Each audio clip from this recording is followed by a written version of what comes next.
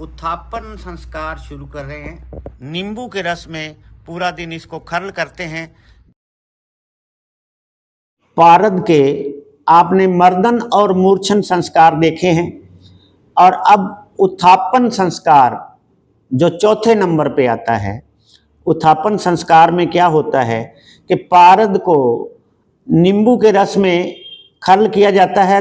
मर्दन और मूर्छन संस्कार में वो कमजोर पड़ जाता है, क्योंकि उसमें उसका मल दोष भी उस संस्कार से निकल जाता है, विष दोष भी, और पारद बहुत बारीक हो जाता है। तो उसको वापस मूल रूप में लाने के लिए उत्थापन कर्म किया जाता है। तो आप इसका लाइव वीडियो भी देखें।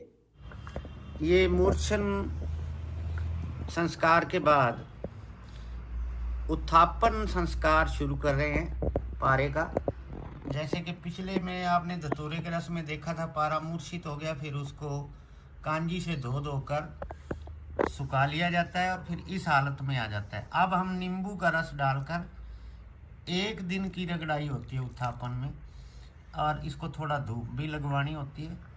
तो ये हमारा चौथा संस्कार। पहला संस्कार था संवेदन संस्कार, दूसरा मर्दन संस्कार, तीसरा मूर्छन संस्कार, अब ये चौथा उत्थापन संस्कार हम करने जा रहे हैं, और आगे आगे जैसे भी होगा आपको दिखाते रहेंगे। धन्यवाद। जब मूर्छन कर्म के अंदर पारद नष्ट पिष्ट हो जाता है तो उसको वापिस अपनी हालत में लाने के लिए और पारद को बल प्रदान करने के लिए यह कर्म किया जाता है।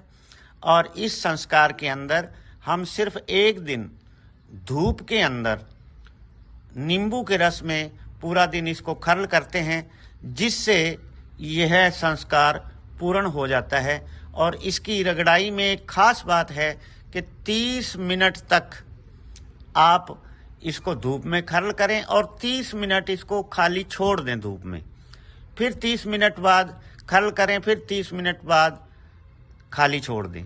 तो 30-30 मिनट का गैप देकर इसको 6 बार ऐसे रगड़ें। जैसे ही आप पारद को नींबू के रस में रगड़ते रगड़ते थोड़ा थोड़ा रस डाल के रगड़ें, और जब इतना ही रस डालें कि वो 1 घंटे में सूख जाए, फिर और रस डालें।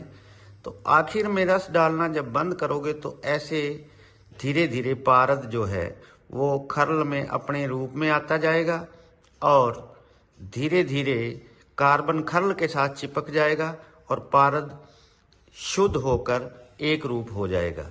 तो यही पारद का उत्थापन संस्कार है, जो सब संस्कारों में सबसे आसान है। आप हमारे चैनल पर 1 बाय 1 पारे के अष्ट संस्कार देख रहे हैं। इससे आगे आप पातन संस्कार देखेंगे। तो आप बने रहें हमारे चैनल के साथ। बहुत बहुत शुक्रिया।